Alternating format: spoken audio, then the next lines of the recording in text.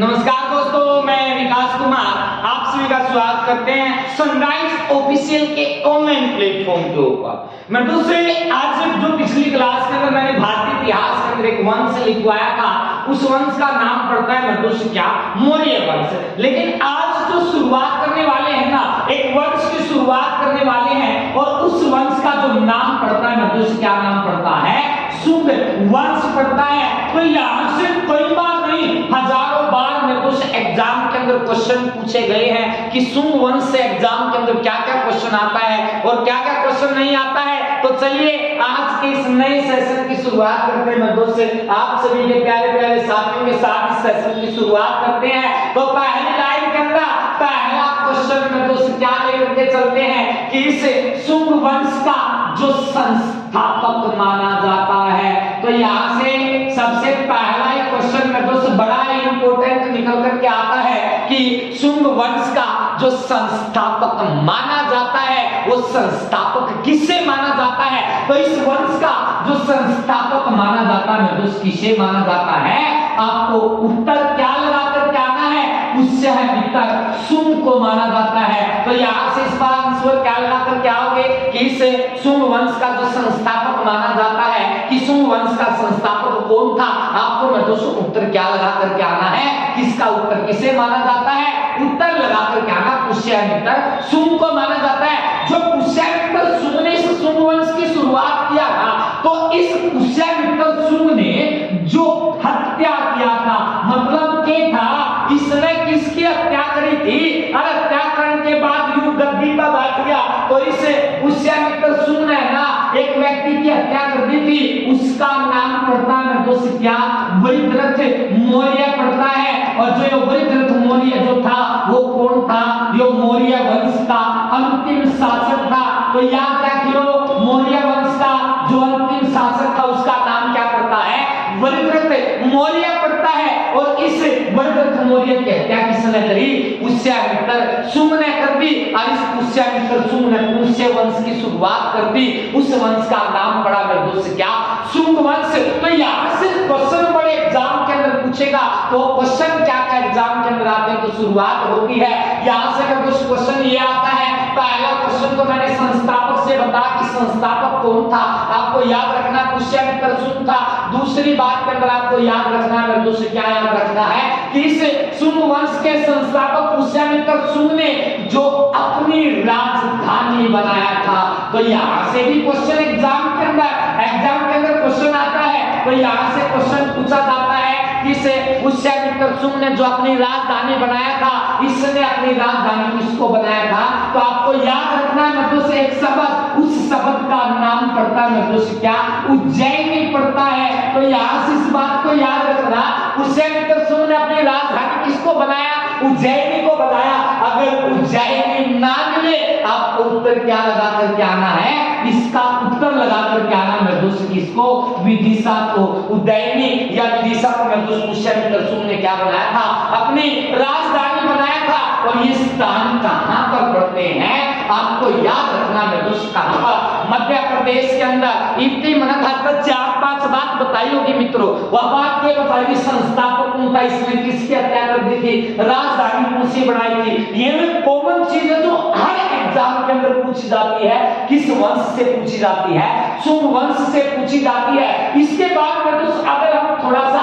और आगे जाते हैं, यहां से क्वेश्चन ये पूछा जाता है, जो पुष्यमित्र शुंग जो था ना, इस पुष्यमित्र शुंग के शासन काल में मधुस क्या आए थे, इसके 2 राज दरबारी कवि माने जाते हैं,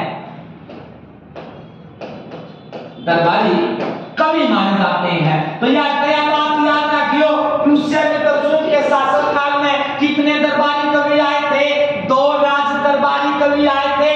एक का नाम तो मधुस आपको याद रखना है, क्या आपको एक नाम बताते हैं, कई बार सुना होगा, कई बार एग्जामों के अंदर देखा होगा, आपको मधुस क्या याद रखना है, एक का नाम तो आपको याद रखना है मधुस क्या पाणिनि ऋषि याद रखना है। तो याद रखना, अगर आपसे कोई भी व्यक्ति क्वेश्चन पूछ लेना कि पाणिनि ऋषि किसके शासन काल में आया था, किसके शासन काल में रहता था, आपको क्या याद रखना है मधुस पुष्यमित्र शुंग के शासन काल में रहता था। तो इस बात में याद रख लोगे, पुष्यमित्र शुंग के शासनकाल में कौन सा ऋषि रहता था? पाणिनि ऋषि रहता था। और इस पाणिनि ऋषि ने एक किताब की रचना किया था। तो यहां से इस बात को भी याद रखना, किस पाणिनि ऋषि ने एक किताब की रचना किया और उस किताब का नाम पड़ता है दोस्त क्या? अष्टाध्यायी नामक एक किताब की रचना किया था। जो अष्टाध्यायी नामक जो किताब लिखा वो किसने लिखा? पाणिनि ऋषि ने लिखा। किसके शासनकाल में लिखा? पुष्यमित्र शुंग के शासनकाल में लिखा। और किस भाषा के अंदर लिखा? आपको याद रखना है दोस्त, किस भाषा के अंदर लिखा था? आपको याद रखना, संस्कृत भाषा के अंदर लिखा था। इसके बाद एग्जाम के अंदर क्वेश्चन क्या आता है? यही वो पाणिनि ऋषि था जिस पाणिनि ऋषि के नाम पर हरियाणा के सबसे महान जिले का नाम पड़ा था। उस जिले का नाम पड़ता है दोस्त क्या? हरियाणा का पानीपत जिला। तो याद रखियो, पानीपत जिले का नाम किसके नाम पर पड़ा? पाणिनि ऋषि के नाम पर पड़ा। पाणिनि ऋषि किसके शासनकाल में था? पुष्यमित्र शुंग के। अनिशा को एग्जाम में एग्जाम में जिनके तैयार तक क्वेश्चन ना आया हो। 20 में अष्टाध्यायी के बारे में पूछा है, 20 में उसकी भाषा पूछा है, 20 में पाणिनि ऋषि पूछा है। अब 20 में तुम पूछ लिया पानीपत जिले का नाम किसके नाम पर पड़ा? पाणिनि ऋषि के नाम पर पड़ा। तो हल्के मना लियो, एसएससी जीडीआरओ पेपर में जरूर आओगा, पढ़ लियो। इसके बाद क्वेश्चन लिखना है, पहला राज दरबारी कवि तो कौन लिखा? मैंने आपको बता दिया, पाणिनि ऋषि। इसके बाद आपको याद रखना है, इसी पुष्यमित्र शुंग के शासनकाल में इसका एक दरबारी और कवि था जिसका नाम पड़ता बाबा रामदेव। ना भूलियो, बाबा रामदेव ने कई प्रोडक्ट निकाले थे। एक प्रोडक्ट का, उन सारे प्रोडक्ट का एक नाम रख दिया पतंजलि। मेरा इस बात का क्या दिया करना? विश्वास करो तो पतंजलि के ऊपर करो। तो पतंजलि कोई तो थोड़ी छारी का नाम कौनता दवाइया का नाम दिया हुआ है। कदे को सन सोच लो, यो आदमी था मूछाला बड़ी लंबी लंबी मूछ ले रहा था, यो कदे को सब पकाई में आ जाओ। पतंजलि नामक जो पतंजलि नामक जो था ना, ये एक व्यक्ति था। इसके शासनकाल में क्या बनकर क्या था? दरबारी कवि बनकर क्या था? और इस पतंजलि ने एक किताब की रचना किया था। उस किताब का जो नाम पड़ता है, क्या पड़ता? मैंने लिखवाया है, नाम पड़ता है क्या? महाभाष्य पड़ता है। तो यार इस बात में याद रख लोगे, पतंजलि की जो किताब थी उसका नाम क्या पड़ता है? महाभाष्य पड़ता है। और इस महाभाष्य को इस पतंजलि ने किस भाषा के अंदर लिखा था? आपको फिर याद रखना है दोस्त क्या? संस्कृत भाषा के अंदर। कई बच्चे में दोस्त क्या कंफ्यूजन होती है इस पतंजलि के ऊपर कि पतंजलि में दोस्त ये है क्या, इसके ऊपर बात क्या आती है। पतंजलि क्या था? ये दरबारी कवि था। किसके शासनकाल में रहता था? पुष्यमित्र शुंग के शासनकाल में रहता था। कौन सी किताब लिखी? महाभाष्य। किस भाषा में? संस्कृत भाषा में। लेकिन आपको इस पतंजलि से संबंधित कुछ बात बताने वाला हूं, ध्यान से सुनना। भारत के अंदर एक पतंजलि योगपीठ की शुरुआत भी किया गया था। पतंजलि योगपीठ की शुरुआत, जो पतंजलि योगपीठ जो कंपनी बनाई गई, जो संस्था बनाई गई, रुड़की हरिद्वार के अंदर बनाई गई थी। लो भाई, यहाँ हरिद्वार के अंदर बनाई गई थी, रुड़की के अंदर बनाई गई थी, रुड़की हरिद्वार के अंदर बनाई गई थी। कई बार एग्जाम में पूछेगा पतंजलि योगपीठ की शुरुआत कब हुई थी? अगर मुंह पूछ लेना, उत्तर मुंह लगा आइयो, बड़ा साफ साफ लिख रहा है दोस्त के 6 अगस्त सन 2006 के अंदर क्या किया गया था? पतंजलि योगपीठ की शुरुआत रुड़की हरिद्वार के अंदर किया गया था। बाबा रामदेव ने करी थी। बाबा रामदेव ने योग की भी शिक्षा दिया था। और इसी कारण से में दोस्त क्या मनाया जाता है? अंतरराष्ट्रीय योग दिवस मनाया जाता है। कब? 21 जून को मनाया जाता है। तो इस बात में याद रख लोगे, अंतरराष्ट्रीय योग दिवस कब मनाया जाता है? 21 जून को। यो बाबा है ना, यो बाबा, ये जो बाबा रामदेव है, जो हमारे हरियाणा का है, और हरियाणा में एक गांव पड़ा है सैद अलीपुर गांव। और ये सैद अलीपुर गांव की क्या पड़ा है? हरियाणा के महेंद्रगढ़ जिले में शिक्षा ले रखी इसने सफेदों के कालवा गांव में। कालवा गांव पड़ा है जींद में। और जाके इसने क्या करी थी? योग की शिक्षा ली थी। किसने ली थी? मैंने नहीं, बाबा रामदेव ने ली थी, जिसका जन्म हरियाणा के महेंद्रगढ़ जिले के सैद अलीपुर गांव के अंदर हुआ था। इसके बाद मैं दोस्तों जो क्वेश्चन थोड़ा सा आगे बढ़ते हैं, यहाँ से क्वेश्चन आता है, जो ये पुष्यमित्र शुंग जो था ना, इसने दोस्त क्या किया? इसने तो विदेशी शासक को हराया था। इसे पुष्यमित्र शुंग ने एक विदेशी शासक को हराया था। हराया था। लो भाई यहां से बात याद रख लोगे, पुष्यमित्र शुंग ने किस विदेशी शासक को हराया था, तो उसका उत्तर क्या लगाकर के आना है आप लोगों को, इसका उत्तर लगाकर के आना है दोस्त, क्या मिनाडर को हराया था। तो यहां से इस बात को याद रखना, मिनाडर बिनाडर के लड़का था ये, पुष्यमित्र शुंग ने किस विदेशी शासक को हराया था, मिनाडर को हराया था। और ये मिनाडर जो था ना, ये क्या करना चाहता था, ये राजवंश का बंटवारा करना चाहता था। ये मिनाडर क्या करना चाहता था, राजवंश का बंटवारा करना चाहता था।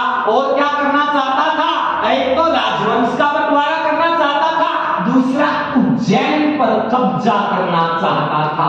उज्जैन कहां पर पड़ता है, मध्य प्रदेश के अंदर। देखो अपने पास से तो नहीं लिखा, इसने किस विदेशी शासक को हराया था, मिनाडर को हराया था। ये मिनाडर को क्यों हराना पड़ा, क्योंकि ये उसके राजवंश पर कब्जा करना, राजवंश को कब्जा करना चाहता, तो उज्जैन के ऊपर भी क्या करने वाला था, कब्जा करना। इसी कारण से उसको क्या कर दिया, हरा दिया। इसके बाद आपको याद रखना मेरे दोस्त, क्या यहां से क्वेश्चन पूछेगा, और वो क्वेश्चन क्या पूछता है मेरे दोस्त, कि इस पुष्यमित्र ने अपने शासन काल में, लो पूरी लाइन लिख दूंगा भाई, इस पुष्यमित्र शुंग ने अपने शासन काल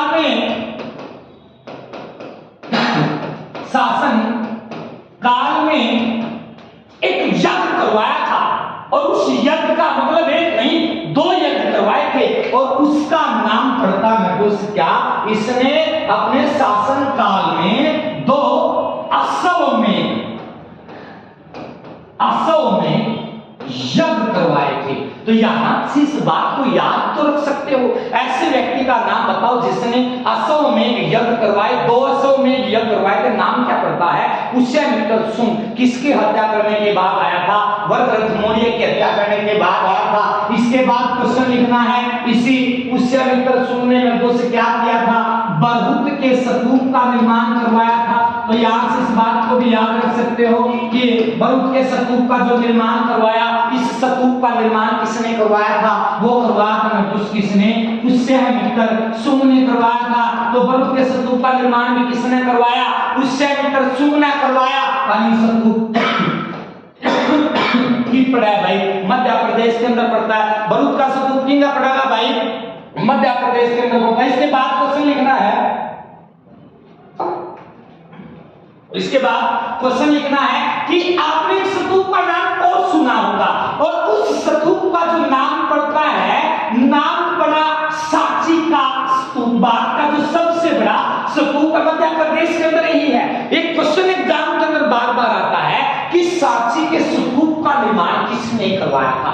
अगर क्वेश्चन एग्जाम के अंदर आता है ये कि सांची के स्तूप का जो निर्माण करवाया था, वो निर्माण किसने करवाया, आपको उत्तर क्या लगा करके आना है, महान अशोक ने करवाया था। तो इस बात में याद रखियो रे, सांची के स्तूप का निर्माण किसने करवाया जजमान, याद रखना है, महान अशोक ने करवाया था। लेकिन इस सांची के स्तूप का जो पुनः निर्माण करवाया था, ये लो भाई पुनः निर्माण मतलब दोबारा किसने बनवाया था, तो उत्तर याद रखना मेरे दोस्त के पुष्यमित्र शुंग ने करवाया था। तो यार इस बात में याद रखियो, सांची के स्तूप का निर्माण किसने करवाया, वो करवाया था अशोक ने, लेकिन पुनः निर्माण किसने करवाया था, पुष्यमित्र शुंग ने करवाया था। इसके बाद इसका जो उत्तराधिकारी था, इसका पुष्यमित्र शुंग का जो उत्तराधिकारी था, लो भाई याद रख लियो, इसका जो उत्तराधिकारी था उसका नाम क्या पड़ता है, इसके उत्तराधिकारी का जो नाम पड़ता है उसका नाम पड़ता है अग्निमित्रम पड़ता है। तो इस बात में याद रख लोगे, अग्निमित्रम शुंग लिख लो भाई। लो भाई यहां से अग्नि लिख कर मित्रम लिख दियो, और अग्निमित्रम शुंग के था, पुष्यमित्र शुंग का मेरे दोस्त के माना जाता है, उत्तराधिकारी माना जाता है। और इसके ऊपर एक किताब लिखी गई थी, उसका नाम पड़ता, उस किताब का नाम पड़ता मेरे दोस्त, उसका नाम पड़ा मालविका अग्निमित्रम। तो याद रखियो, मालविका अग्निमित्रम, मालविका याद रख लोगे, पीछे अग्निमित्रम लगा दियो। या मालविका अग्निमित्रम किसके ऊपर लिखी गई, किसके ऊपर? अग्निमित्र के ऊपर लिखी गई। अब लिखना व्यक्ति कौन था? याद रख लो मेरा, कालिदास था। तो यार इस बात में याद रखियो, मालविका अग्निमित्रम किसके द्वारा लिखी गई? कालिदास के द्वारा। और यो कालिदास किसके शासन, किस शासन काल में रहता था? गुप्त काल में रहता था। कदम सोचो, पुष्यमित्र शुंग के शासन काल में रहा करना। यो जो कालिदास था ने किसके शासन, गुप्त काल के अंदर रहता था। इसके बाद आपको क्वेश्चन लिखना है, मैं दोस्त क्या, इसके बाद एक क्वेश्चन आता है बागभद्र से। तो इसके बाद याद रखना है, तो आपको याद रखना है उत्तराधिकारी लिख लिया। इसके बाद याद रखना है बागभद्र, याद रख लो भाई। इस बागभद्र में भी याद रखना है। और बागभद्र जो था ना, इसके शासन काल में है ना तक्षशिला से एक राजदूत आया था। लो भाई, यो भी क्वेश्चन इंपॉर्टेंट है। इस बागभद्र के शासन काल में है ना तक्षशिला से एक राजदूत आया था। बागभद्र शुंग लिख लियो पीछे। इसके शासन काल में कौन आया था? एक राजदूत आया था। और उस राजदूत का नाम क्या पड़ता है? हेलियोडोरस पड़ता है। लो भाई, इसके शासन काल में कौन आया था? हेलियोडोरस। डोटस लिख लो भाई, लो भाई, हेलियोडोरस आया था। किसके शासन काल में आया था? वो आपका महदूस किसके? बागभद्र के शासन काल में आया था। किंगे आया था? यू महदूस तक्षशिला आया था। और इसको भेजने वाले जो व्यक्ति का नाम पड़ता है एंटियोलोकस पड़ता है। इसको जो भेजा था ना, इसको भेजने वाले व्यक्ति का जो नाम पड़ता है उसका नाम पड़ता है एंटियोलोकस पड़ता है। इस एंटियोलोकस जो था ना उस समय तक्षशिला का राजा था। और इस राजा ने इसने क्या आदेश दिया? तू किंग आजा, तक्षशिला में छोड़कर तू इसके शासन काल में जा, बागभद्र के शासन काल में शुंग वंश के अंदर जा और जाकर राजदूत बनकर जाना है, चुपके छुपा के जाना है। तो इस बात में याद रखियो, बागभद्र के शासन काल में तक्षशिला से राजदूत बनकर कौन आया था? हेलियोडोरस आया था, डोटस आया था। और किसने भेजा था? एंटियोलोकस ने भेजा था। इसके बाद आपको याद रखना है, जो हेलियोडोरस जो था ना, इसने एक रचना करी थी। उस रचना का नाम पड़ता है के नाम पड़ा गरुड़ पुराण की रचना। तो यार इस बात में याद रख लियो, गरुड़ पुराण की रचना किसने की? हेलियोडोरस ने करी थी। मैंने पिछली क्लास में बताया था, जो पुराण है इन पुराणों की संख्या कितनी बताई थी? 18 बताई थी। और इन पुराणों के अंदर जो सबसे पुराना पुराण है उसका नाम पड़ा है मत्स्य पुराण पड़ा है। जो के है यो पुराण एक ऐसा पुराण है जो सबसे पुराना पुराण है। तो यह क्या बात याद रखियो, सबसे पुराना पुराण कौन सा? मत्स्य पुराण। पुराण की संख्या कितनी? 18 पुराण। और इस मत्स्य पुराण के अंदर किसका जिक्र मिलता है? विष्णु के 10 अवतारों का जिक्र मिलता है। तो यह क्या बात याद रख लियो, विष्णु के 10 अवतारों का जिक्र किंग मिलेगा मत्स्य पुराण में। सबसे पुराना पुराण है। 18 पुराण गरुड़ पुराण की रचना किसने करी थी? याद रखियो, हेलियोडोरस ने। इसके बाद क्वेश्चन लिखना है, और इससे शुंग वंश का जो अंतिम शासक था, वंश का जो अंतिम शासक था, इसे शुंग वंश का जो अंतिम शासक माना जाता है उसका नाम पड़ता है क्या? आपको याद रखना है देवभूति को याद रखना। शुंग वंश का अंतिम शासक कौन? देवभूति। इस देवभूति की हत्या किसने किया था? याद रखियो के हत्या कर दी थी। इसकी हत्या करने वाला व्यक्ति कौन था? उसके नाम पड़े है वासुदेव कणव पड़ता है। तो उसकी हत्या किसने करी थी? वासुदेव कणव ने करी थी। और इसके बाद एक वंश की शुरुआत होगी। उस वंश का नाम क्या पड़ता है? उस वंश का नाम पड़ता है उस क्या? कणव वंश। बड़ा इंपॉर्टेंट क्वेश्चन है। यहाँ पर केवल 5 से 7 बात हैं जो हमने याद रखनी है। इसके बाद शुंग वंश के बाद उनसे वंश की शुरुआत हुई कणव वंश की। पहले क्वेश्चन लिखना है, इस कणव वंश का जो संस्थापक माना जाता है। तो यहाँ से इस बात में लिख लियो, कणव वंश का जो संस्थापक माना जाता है, उस कणव वंश का संस्थापक कौन था? आपको याद रखना है। मैं दोस्त क्या आपको उत्तर लगा करके आना, इस वंश का संस्थापक कौन था? वासुदेव कणव को माना जाता है। तो यहाँ से इस बात में याद रख लोगे, कणव वंश का संस्थापक कौन था? वासुदेव कणव था। और इस वासुदेव कणव ने जो अपनी राजधानी बनाया था यहां से इस बात को याद रखना, संस्थापक कौन? वासुदेव कणव था। और इस वासुदेव कणव ने जो अपनी राजधानी बनाया था, किसको बनाया था? एक अब जो बात निकल करके आती है मृदुस किससे? राजधानी से निकल करके आती है। इसमें जो अपनी राजधानी बनाया, किसको बनाया? वो राजधानी मृदुस किसको बनाया था? आपको याद रखना, मृदुस किसको? पाटलिपुत्र को बनाया था। तो याद इस बात में याद रखियो, इसने क्या किया? उससे मित्र सुन, जो राजधानी बनाई थी उस राजधानी का नाम क्या था? विदिशा या उज्जैनी पड़ा था। इसने वो राजधानी बदल कर अपनी राजधानी कौन सी बना ली? नाम पड़ा पाटलिपुत्र। जो पाटलिपुत्र है ना, इसके कई नाम निकल कर आएंगे। और पाटलिपुत्र के जो नाम निकल करके आते हैं ना, पहला नाम आपको याद रखना है उसके पाटली ग्राम पड़ता है। पाटलिपुत्र का पुराना नाम क्या है? पाटली ग्राम पड़ा है। तो यह पाटली ग्राम से पाटलिपुत्र होया।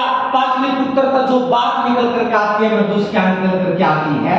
पटना निकल करके आती है। और पाटलिपुत्र का नाम बदलकर पटना किसने किया था? शेरशाह सूरी ने। पाटलिपुत्र को बसाने वाला जो व्यक्ति था उसका नाम उदयन लिखवाया था। आप याद करना, उदयन के बारे में और शेरशाह सूरी के बारे में बताया होगा मैंने। इसके बाद आपको क्वेश्चन याद रखना है। ये क्वेश्चन क्या आता है, यहां से और क्या क्वेश्चन निकल करके आते हैं, आपको याद रखना है कि ये एक पहला ऐसा वंश था, ये कणव वंश एक ऐसा वंश था जिसने सबसे पहले गणतंत्र, ये पहला ऐसा वंश था जिसने सबसे पहले गणतंत्र के बारे में बात की थी। ऐसे वंश का नाम बताओ जिसने सबसे पहले गणतंत्र के बारे में बात की। कौन बात किया करता? सब अपना राज चाहते थे, लेकिन इसने क्या किया? इसने सब कलम, इस वंश ने क्या किया था? सब कलम गणतंत्र के बारे में सोचा था। इसके बाद क्वेश्चन लिखना है, ऐसे महाजनपद का नाम बताओ जिसने गणतंत्र के बारे में सोचा। गणतंत्र के बारे में अगर वंश के बारे में पूछे तो वंश कौन सा? कणव वंश। अगर महाजनपद पूछे कि कौन सा ऐसा महाजनपद है जिसने गणतंत्र के बारे में सोचा था, तो उस गणतंत्र का नाम पड़ता है तो क्या? वज्जी नाम का महाजनपद आता है। और ये वज्जी नाम का महाजनपद कहां पर पड़ता है? वज्जी नाम का महाजनपद पड़ता है वैशाली के अंदर पड़ता है। जिसकी वज्जी की राजधानी कौन सी थी? वैशाली, जो कि कहां पर पड़ता है? बिहार के अंदर पड़ता है। इसके बाद प्रश्न लिखना है, वो ऐसा कौन सा देश है जिसने सबसे पहले गणतंत्र के बारे में बात की थी? लिख लिया भाई? ऐसा कौन सा मृदुस ये बात निकलती है देश से, ऐसा कौन सा देश है जिसने गणतंत्र के बारे में मृदुस क्या किया था?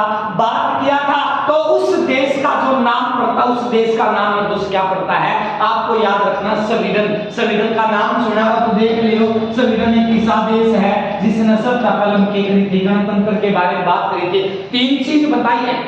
पहली चीज, इसे वंश का नाम बताओ जिसने गणतंत्र के बारे में बात करी। वंश कौन सा? कणव वंश। इसे महाजनपद का नाम बताओ जिसने गणतंत्र के बारे में बात करी। कौन सा महाजनपद? वज्जी नाम का महाजनपद। ईसा कौन सा देश जिसने गणतंत्र के बारे में बात करी? उस देश का नाम क्या पड़ा है? स्वीडन पड़ा है। इसके बाद क्वेश्चन लिखना है, इसके बाद क्वेश्चन लिखना है, इस वंश का जो अंतिम शासक पड़ता, अंतिम शासक पड़ा है मैं दोस्तों, उसका नाम पढ़ लो भाई, अड़े लिख दूंगा तब एक ज्यादा कम होगी। इसका जो अंतिम शासक है, अंतिम शासक, इसका अंतिम शासक पड़ा है मृदुस के सुशर्मा पड़ा है। और इस सुशर्मा की हत्या किसने करी थी? इसकी हत्या जो कर दी गई थी, इसकी हत्या करने वाला एक व्यक्ति था जिसका नाम पड़ा है मृदुस के सिमुक पड़ा है। लो भाई, इसका नाम इसमें दोबारा लिख दूंगा। इस वंश का जो अंतिम शासक था ना, इसने जो सुशर्मा था, इसकी हत्या करने वाला एक व्यक्ति था जिसका नाम जो पड़ता है, इसका नाम पड़ता है मृदुस के सिमुक पड़ा है। और इस सिमुक ने एक वंश की शुरुआत करी थी, सातवाहन वंश की। आज इस वीडियो के अंदर मृदुस इतना ही। अगर कुछ भूल होती है तो मृदुस माफ करना। अगर आपको ये वीडियो अच्छी लगती है तो अपने YouTube चैनल सनराइज ऑफिशियल को लाइक, शेयर और सब्सक्राइब जरूर किया करें। धन्यवाद।